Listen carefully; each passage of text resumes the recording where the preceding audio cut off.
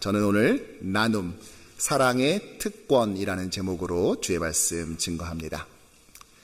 우리가 보통 신약의 서신서를 읽을 때는요, 에베소서, 갈라디아서, 고린도 전후서, 빌립보서와 같은 바울 서신에 좀 익숙한 편입니다. 하지만 요한 1서를 비롯한 일반 서신은 이 바울 서신들과는 좀 전개하는 방식, 그 스타일이 좀 다르죠. 바울 서신은요, 어떤 주제가 일직선으로 뻗어갑니다. A가 B를 부르고 B는 C를 향해 나아가는 논리적 순서를 가지고 있어요. 반면에 일반 서신은요, 소위 나선형 구조를 가지고 있습니다. 주제가 순환하면서 반복되는 것이죠. 그래서 읽다 보면은 이거 아까 나 읽었었는데 싶은 장면들이 나오게 됩니다. 당연한 거예요. 이 마치 소용돌이 속에 빠져들게 되면 어떻게 되죠? 빙빙 돌면서 같은 장면을 여러 번 보게 되죠. 그렇다고 제자리에서 정체되고 있는 것은 결코 아닙니다. 이렇게 주제가 돌면서 점점 더 그 서신의 핵심 주제로 빠져 들어가기 때문인 것이죠. 우리가 오늘 읽은 이 본문, 서로 사랑하라 라는 이 말은요, 요한일서 강해를 통해 우리가 여러 차례 이미 목격한 바가 있습니다. 그러나 동일한 내용을 그저 앵무새처럼 반복하고 있는 것은 아닙니다. 조금씩 각도를 바꾸어 가면서 핵심을 향해 한 발짝 더 들어가고 있는 것이죠. 저는 여러분들의 기도 덕분에 11일간의 일정으로 한국을 잠시 휴가차 다녀왔습니다. 모처럼 부모님과의 좋은 시간도 보낼 수 있었어요. 당의 장로님들과 여러 성도님들께서 그래도 이왕 거기까지 간 건데 조금 더 좀 체류하다 오는 것이 어떻겠냐라고 권면을 해주셨지만 제가 빨리 오겠다 좀 고집을 폈습니다. 왜냐하면 저에게 오늘 이 주일이 매우 특별한 날이기 때문이에요. 그래서 교우들과 함께 오늘 주일을 맞이하고 싶었습니다. 바로 뉴욕 효신장로교회 제3대 담임 목사로 위임된 지 2년째를 맞이한 주일이기 때문이죠. 그래서 요한일서 강해 대신에 오늘은 좀 다른 본문으로 말씀을 나눌까 하다가 내용을 가만히 보니까 하나님께서 우리 교회에게 주신 소명과 또 목회의 방향성을 너무나 잘 담아내고 있는 거예요. 바로 하나님의 사랑이 어떻게 교회를 통해 드러나야 하는가를 다루고 있습니다. 여러분 한번 말씀해 보시겠어요? 우리 뉴욕 효신장로교회의 목표가 무엇이죠? 예수님의 성품을 담는 것.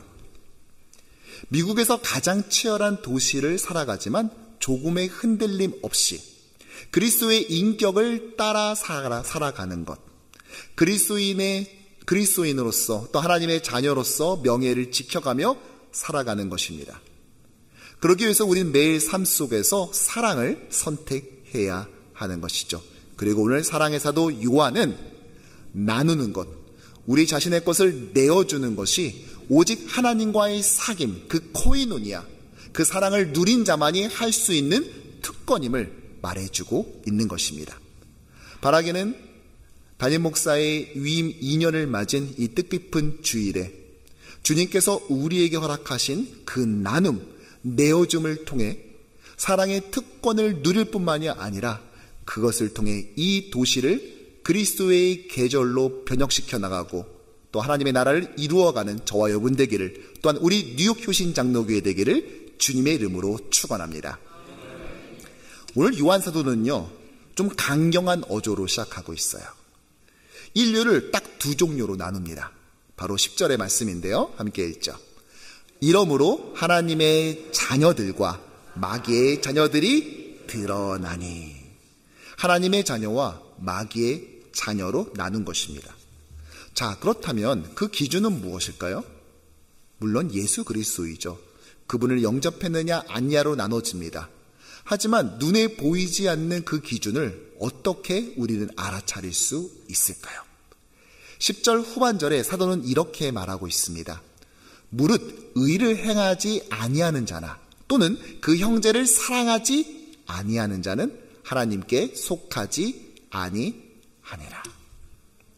하나님의 자녀는 의를 행하고 형제를 사랑하는 반면 마귀의 자녀는 그렇게 하지 않는다는 거예요.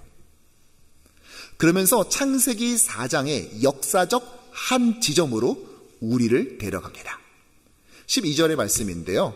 함께 읽죠. 가인같이 하지 말라. 그는 악한 자에게 속하여 그 아우를 죽였으니 어떤 이유로 죽였느냐. 자기의 행위는 악하고 그의 아우의 행위는 의로움이라. 아멘. 바로 가인과 아벨의 이야기입니다. 최초의 살인 사건이 벌어진 그런 내용이죠. 우리가 익히 알고 있는 내용이지만 여러분 가만히 따지고 보면 가인이 동생을 죽인 이유는 정말 보잘것없습니다. 무엇 때문에 죽였죠? 창세기 4장 4절과 5절에 보면은요, 여호와께서 아벨과 그의 제물은 받으셨으나 가인과 그의 제물은 받지 아니하신지라. 가인이 몹시 분하여 안색이 변하니. 우리가 여기서 주목할 것은 하나님은 아벨의 제사를 받은 아벨의 제물을 받으실 뿐만이 아니라 아벨과 그의 제물을 받으셨다는 것입니다. 또한 가인의 제물을 받지 않은 것이 아니라 가인과 그의 제물을 받지 않았다는 것이죠. 즉 제물에는 아무 문제가 없었습니다. 그 제물을 드린 사람의 믿음과 인격에 문제가 있었던 것이죠. 즉 동생은 의를 행한 반면 가인은 의를 행하지 않았기 때문이죠. 하지만 여러분, 그렇다고 가인이 지금 당장 생명의 위협에 시달리는 것은 아니잖아요.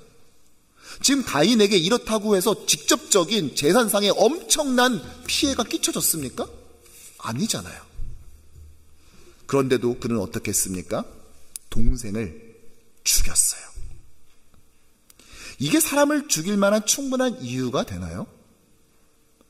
최초의 살인은요, 이렇게 너무나 이해되지 않게 벌어진 것입니다. 불충분한 이유로 인해 자행되었다고요. 이것이 바로 마귀의 자녀가 지배하는 세상의 현상입니다. 즉 세상의 미움은 정상적 미움이 아니에요. 정상적 증오가 아니라고요. 굉장히 부당하고 과도해요. 이에 대해 한 신학자는요, 눈먼 증오 이렇게 표현했습니다. 우리가 사는 이 땅 역시 마찬가지입니다. 올해 8월 발표된 조사에 의하면은 뉴욕주의 증오 범죄가 1089건으로 역대 최고치를 경신했어요. 통계 자료가 시작된 이에 가장 높은 수치였습니다. 모든 형태의 증오 범죄를 담은 것인데요. 자, 그렇다면 범위를 좀 줄여서 미 전역에서 아시안 범죄가 가장 높은 도시가 어디일까요? 1위가 뉴욕시, 2위가 LA입니다. 여기 퀸즈에도 약 40건의 사건이 발생했더라고요. 물론 이를 막고자 여러 시도가 이루어지고 있습니다. 증오범죄 핫라인이라는 게 있더라고요. 여러분 궁금하실 것 같아서 제가 불러드릴게요. 800에 771에 775. 영어가 편하신 분들을 위해서 855-771-7755. 충분히 적으셨습니까? 근데 실제로 효과가 있는지는 저도 잘 모르겠어요. 왜냐? 막상 용의자가 유죄 판결을 받은 것은요 3%에 불과하거든요.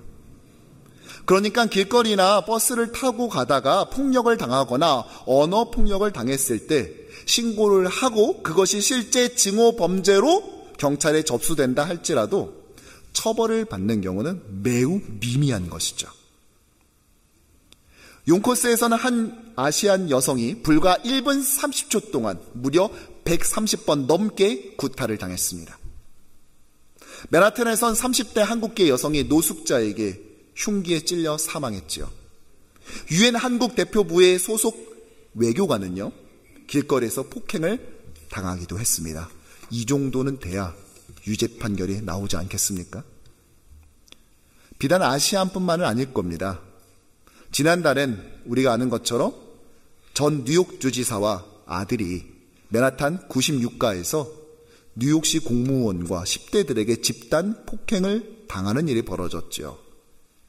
지금 이 도시는 과도하고 비정상적인 증오에 빠져 있습니다. 눈먼 증오에 시달리고 있다고요. 이게 하나님을 떠난 세상의 증상입니다.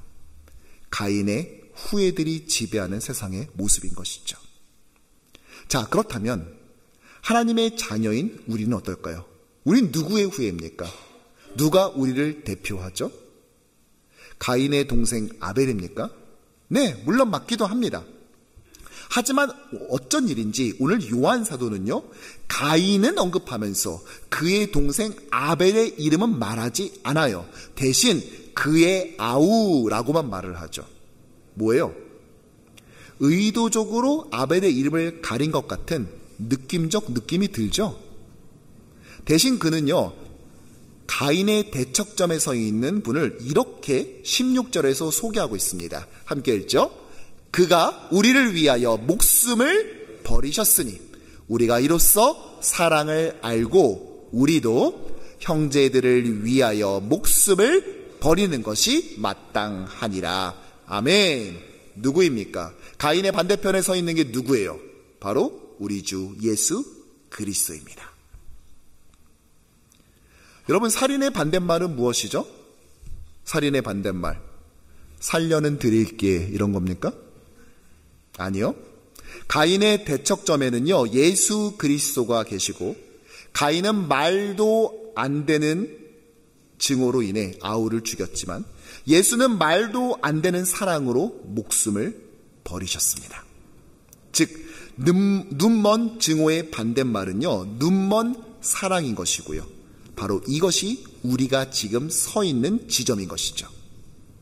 따라서 서로 사랑하는 것, 형제 사랑은 우리가 다른 인류가 되었음을 보여주는 명백한 증거가 되는 것입니다.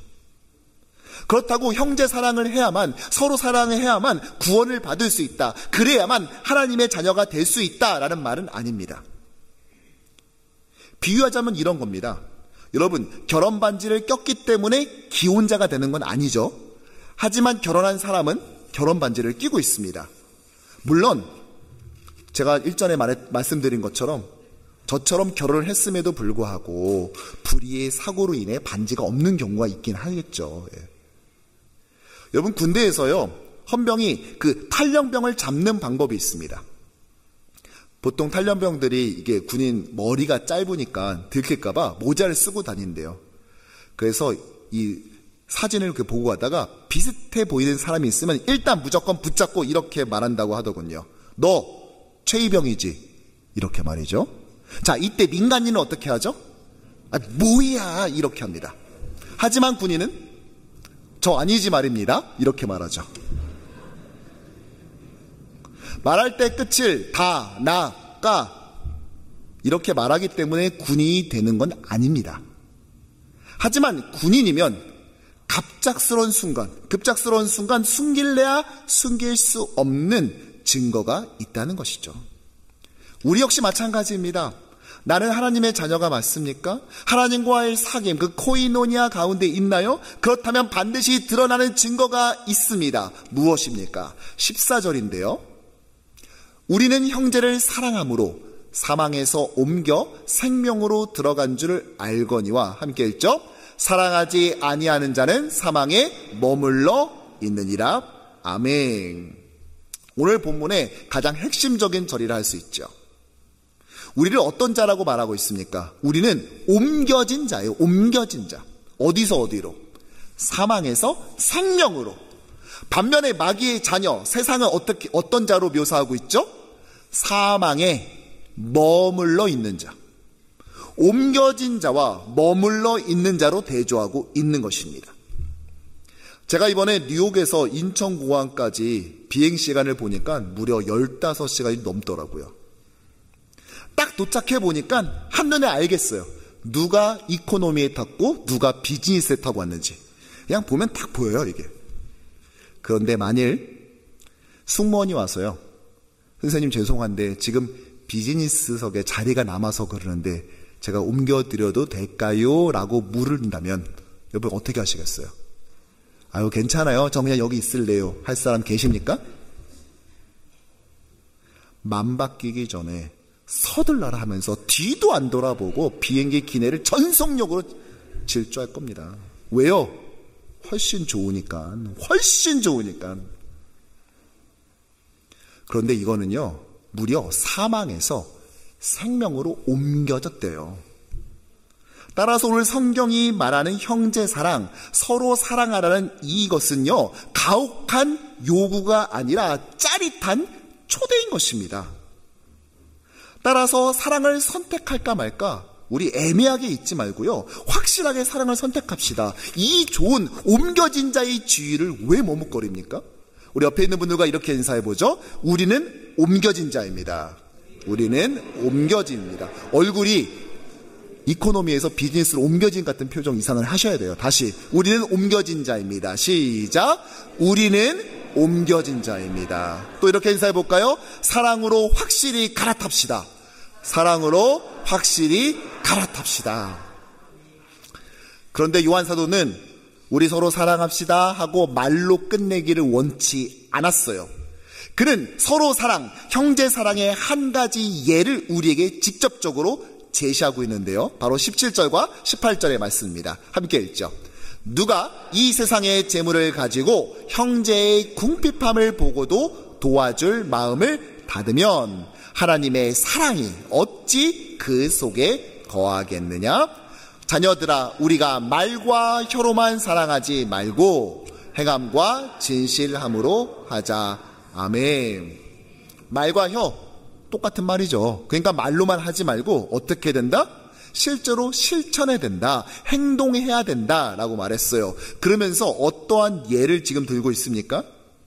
누가 형제가 궁핍할 때 내버려두면 안 된다는 것입니다. 이때 궁핍함이라는 말은 오늘 하루를 살아내기 위해 꼭 있어야 될 것들을 말하고 있어요. 그것이 없을 때 우리는 기꺼이 그에게 손을 내밀어야 된다는 거예요.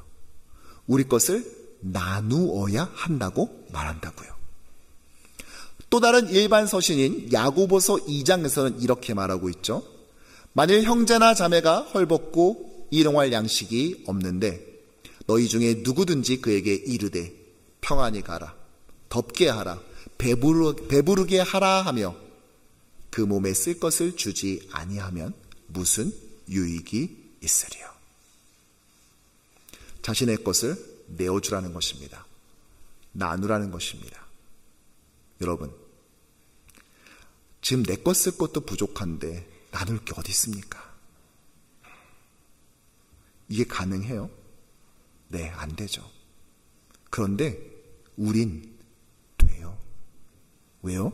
고귀한 인품을 가져서 그렇습니까? 날 때부터 피가 좋아서 막 나누어주고 싶은 마음이 용솟음 쳐요? 아니요, 우리도 전에는 못했어요. 우리도 전에 마귀의 자녀였을 때 못했다고요. 사망에 머물고 있을 때 못했단 말이에요. 그런데 예수 그리스도께서 우리를 사망에서 생명으로 옮기고 나자 우리는 이제 할 수 있습니다. 할 수 있는 능력을 갖게 되었어요. 그러므로 이것은 하나님의 자녀만이 누릴 수 있는 특권인 것입니다. 세상에서는 적어도 2개의 빵을 가졌을 때 하나의 빵을 내밀지 못합니다. 하나 가진 빵을 반으로 쪼개서 나누어 주지 못한다고요. 그런데 우리는 이제 할 수 있게 되었습니다. 예수께서 먼저 그렇게 하셨잖아요. 그분이 우리에게 자신의 것을 나누어 주었죠. 무엇이었습니까? 생명, 자신의 생명이었습니다. 자신을 내어주셨어요. 그리고 그분께서 자신을 내어주신 그 십자가와 부활을 우리의 출발점으로 삼아서 우리는 그리스도인으로서의 삶을 시작하게 된 것입니다. 바로 여기가 하나님과 우리의 사귐, 코이노니아의 출발점이라고요. 그러니까 우리가 서로를 사랑하는 것, 우리의 것을 기꺼이 나눔으로써, 내어줌으로써 사랑하는 것은 지극히 자연스러운 것입니다. 한 신학자는요, 이것을 이렇게 비유했더라고요. 참 기가 막히게 잘했어요. 마치 김치를 보관한 통에 김치 냄새가 배어 있는 것과 같다. 어쩜 이렇게 시적인 표현을 잘 썼는지, 그렇죠? 우리한텐 당연하지만 세상은 이해하지 못합니다. 그래서 오늘 요한 사도는 13절에 세상이 너희를 미워해도 너무 이상히 여기지 마, 이렇게 말했던 것이죠. 저는 부임 후 2년 동안 이런 세상이 이해하지 못하는 성도, 나눔이 사랑의 특권임을 알고 또 행하는 성도들과 목회할 수 있어 행복했습니다. 지난 시간 하나님께서 우리 뉴욕 효신장로교회에 베푸신 그 은혜는 정말 꿈만 같지 않았습니까? 첫 해엔 이 모든 상처를 딛고 일어나 함께 가게 하신 주님께서는요, 올해 들어선 공동체의 곳곳을 일어나 다시 세우게 하셨죠. 모두 주님께서 하신 것입니다. 그리고 그 작은 열매를 저는 이번 짧은 고국 방문 가운데서도 목격하게 되었어요.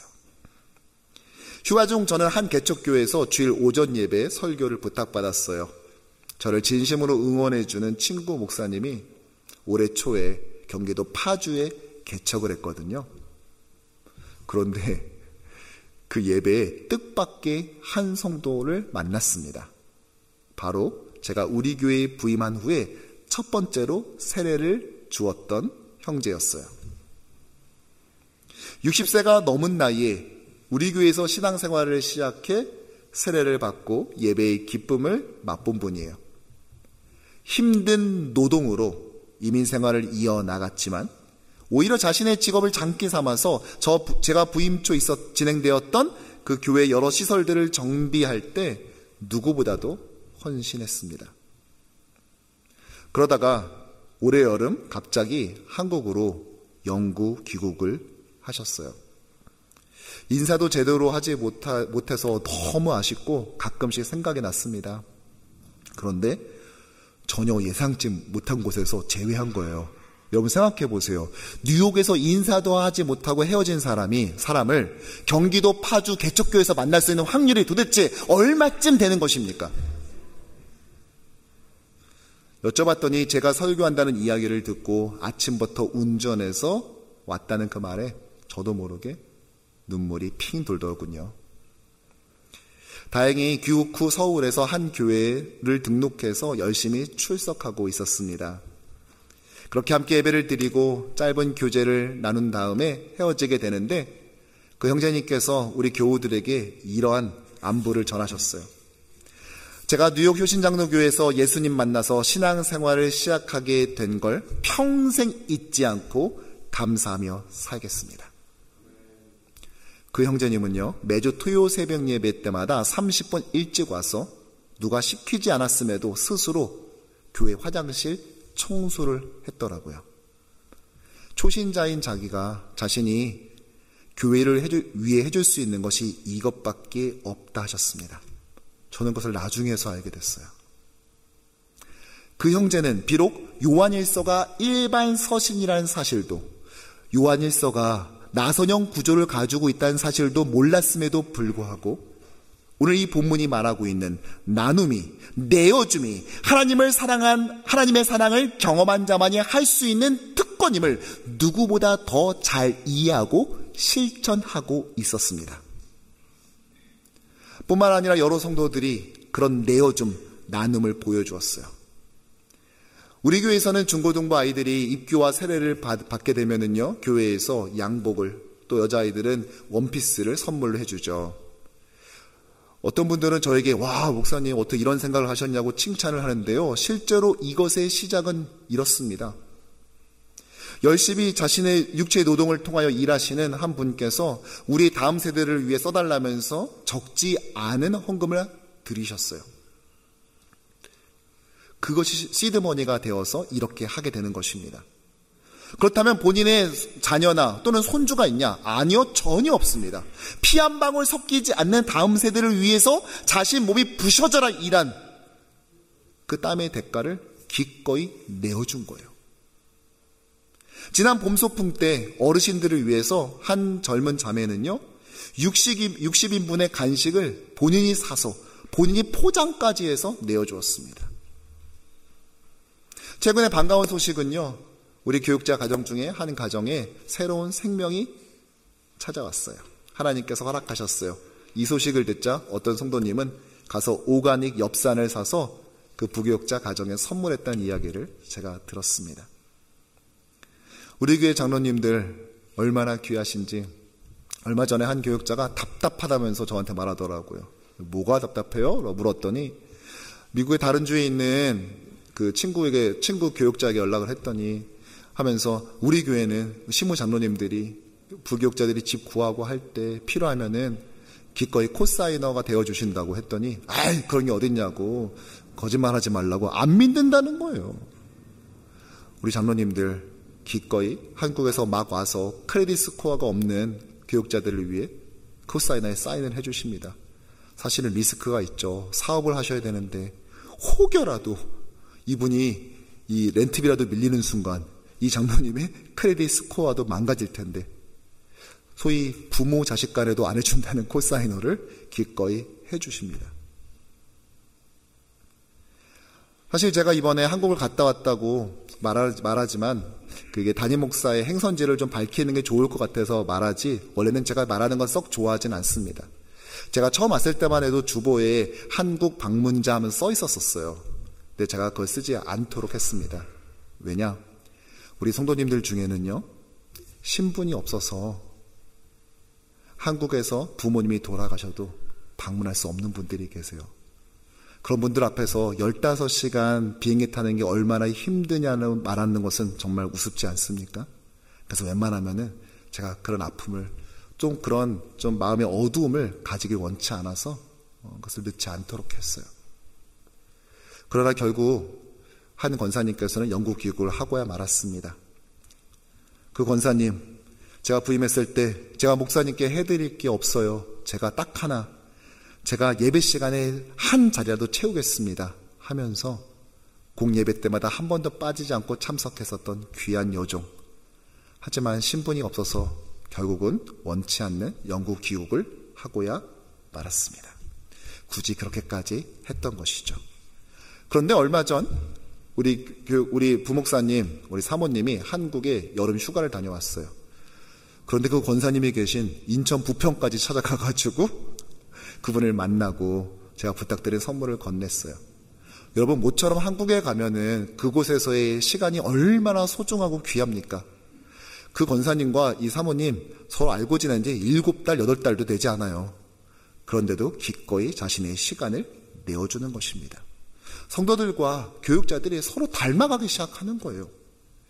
작년 성탄절에 우리는 멕시코 선교지의 청소년들을 칸쿤에 있는 올 인클루시브 리조트에서 수영을 진행하도록 도와주었습니다.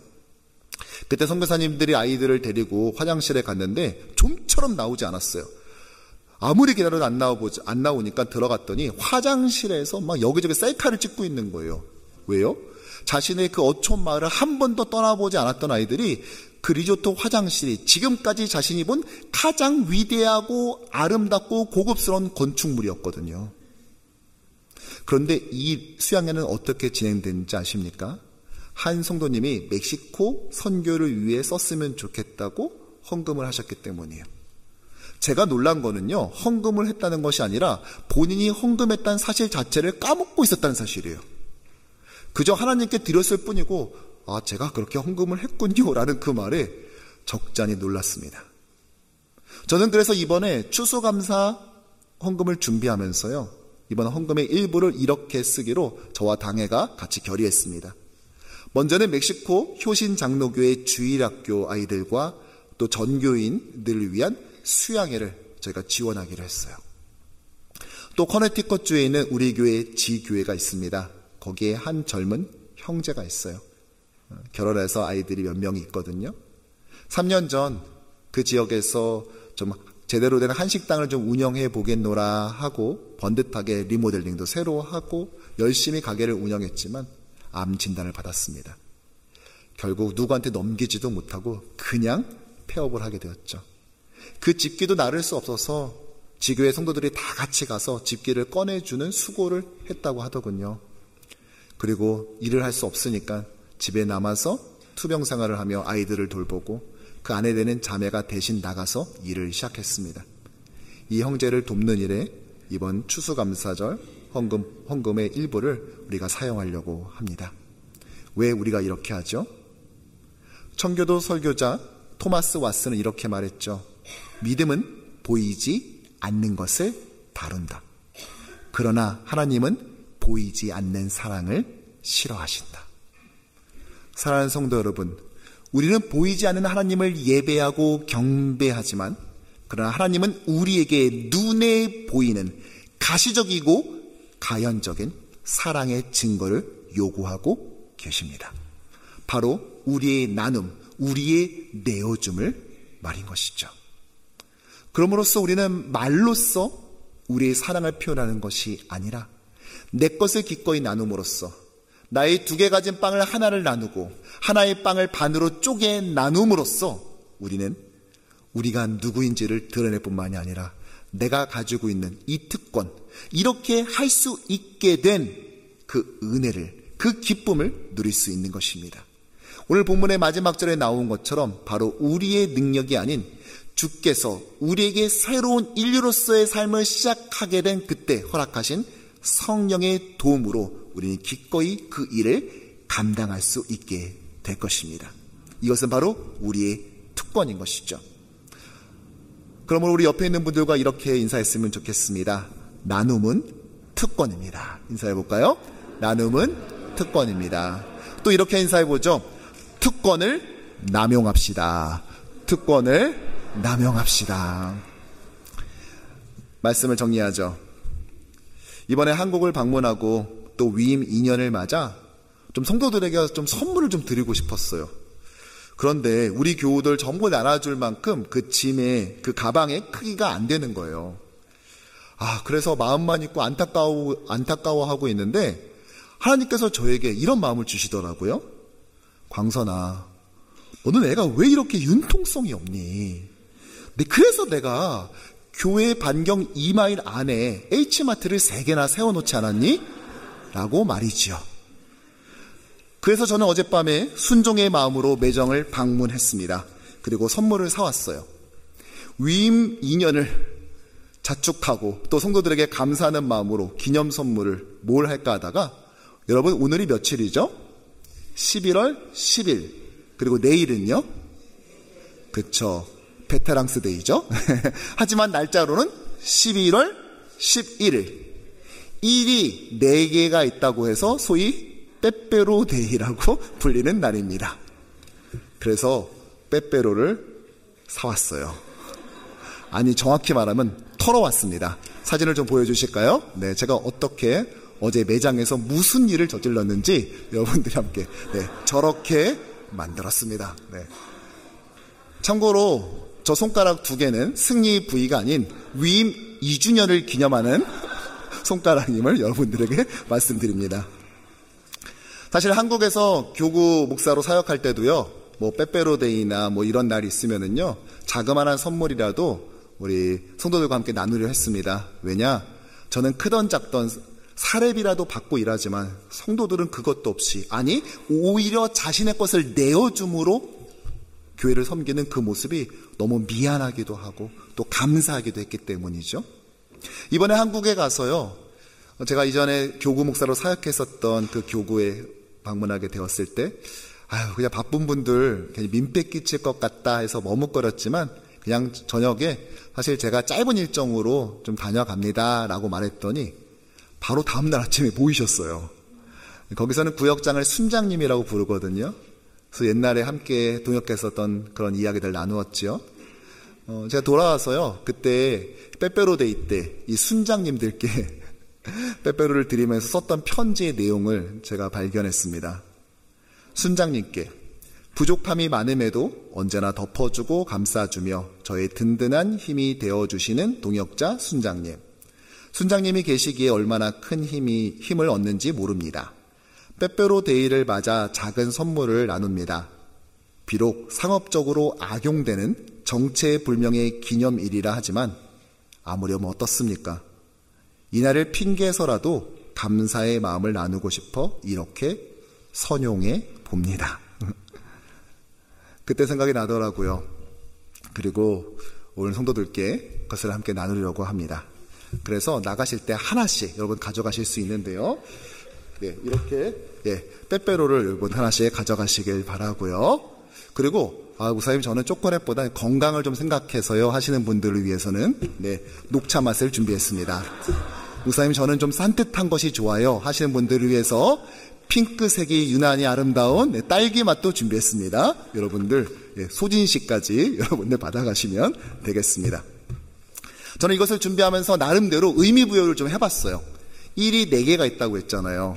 우리 교회를 구성하는 4개의 세대처럼 말이죠. 바로 다음 세대, 젊은 세대, 어른 세대, 실버 세대. 우리 다음 세대가 우리 교회를 영적 고향으로 삼아서 하나님의 말씀을 나누는 가운데 그들의 믿음의 기초를 든든히 하고, 우리 젊은 세대가 자신의 열정을 나누는 가운데 자신의 뜻과 비전을 하나님을 향해 세우게 되며, 우리의 어른 세대가 자신의 열정과 또 자신의 물질, 자신의 시간들을 아낌없이 나눔으로써 교회를 더 든든히 세워나갈 뿐만이 아니라, 실버 세대는 그동안 축적되었었던 수많은 경험치들과 또한 많은 신앙의 간증들을 나눔으로써, 내어줌으로써 오고 오는 세대에게 소중한 방향을 제시할 수 있는 그런 교회. 내어주고 나누는 것을 의무가 아니라 특권이고 기쁨으로 여기는 교회가 된다면, 눈먼 증오로 가득 찬 이 도시를 눈먼 사랑의 도시로 바꿀 수 있지 않겠습니까? 사랑하는 성도 여러분, 우리는 사랑 없이도 줄 수 있습니다. 그렇죠? 하지만 주지 않고는 사랑할 수 없습니다.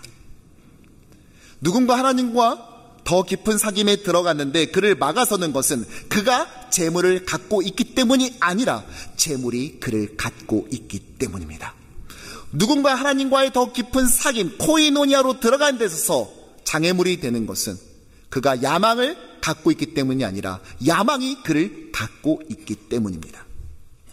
나눔은 단순히 해야 되는 의무나 행위가 아니라 우리에게 주신 특권입니다. 우리만이 할 수 있는 것입니다. 왜요? 예수 그리스도의 내어줌, 그 나눔에서 우리는 비로소 우리의 삶을 시작했기 때문입니다. 새로운 인류, 새로운 피조물, 새로운 포이에마로서의 삶을 시작했기 때문이죠.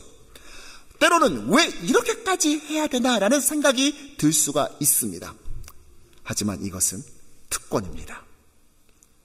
사랑하는 성도 여러분, 그래서 저는 결정했어요. 전 저에게 주께서 주신 이 나눔, 내어줌의 이 특권을요, 선용하는 정도로 만족하지 않고 앞으로 남용할 겁니다. 이리저리 재면서 아껴가면서 쓰는 것이 아니라 기회가 되는 대로 이 순간 내가 할 수 있는 최선을 다해서 성도를 사랑하고 내 것을 내어주고 나누는 것에 저는 남용해 보려고 합니다. 그래서 우리가 어디까지 갈 수 있는지, 어디까지 나누어 줄 수 있고, 이 나눔을 통하여서 어디까지 하나님의 일을 이룰 수 있는지 우리 교회가 함께 똑똑히 보기를 원합니다. 돌아오는 비행기에서 저는 이런 생각이 가득 찼어요. 나는 정말로 행복한 목회자구나. 이런 자랑스러운 성도들이 공동체 곳곳에 퍼져서 저마다의 방법으로 오늘도 사랑의 이야기를 써나가고 있으니 말입니다. 어제 마트에서 빼빼로를 잔뜩 싣고 가는 저를 보자 그곳에 있던 사람들의 시선이 모두 다 저를 향했어요. 계산할 때는요, 심지어 그곳에 있는 직원들이 다 모였습니다. 저에게 장사하는 분이냐고 묻더라고요. 그래서 저에게 그런 능력은 없고 교회에서 쓸 거라고 말했더니 다들 아이들이 좋아하겠네요. 그래서 어른들 드릴 건데요 라고 말했어요. 뭐 하나 예상 답변을 맞추는 게 다 빗나가요. 그런데 계산하시던 여자 점원분이요, 저에게 이렇게 물었습니다. 죄송한데 교회 이름 좀 알 수 있을까요? 제가 지금 교회를 찾고 있는 중이라서요. 어쩌면 여러분께도 이런 일이 생길 수 있습니다. 그래서 오늘 주보 안에 이번 추수감사 주일 초청장을 넣어놨죠. 이웃과 전도 대상자들에게 나누시길 바랍니다. 여러분들의 나눔 말이죠. 부족함에도 언제나 과분한 격려와 사랑을 주시는 모든 교우들께 진심으로 감사드립니다. 또한 사랑하는 동역자들과 당회원들, 주를 위해 기꺼이 사서 고생하고 계시는 구역장님들과 사역팀장님들을 비롯한 모든 평신도 봉사자들께 고마움을 나눕니다. 위임 2년을 맞이한 저는 오늘 우리 모두가 언제나 사랑을 선택하며 쉬지 않고 중단 없이 매일마다 예수의 성품을 닮아가는 우리 뉴욕 효신장로교회 공동체로 세워지기를 주님의 이름으로 간절히 축원합니다.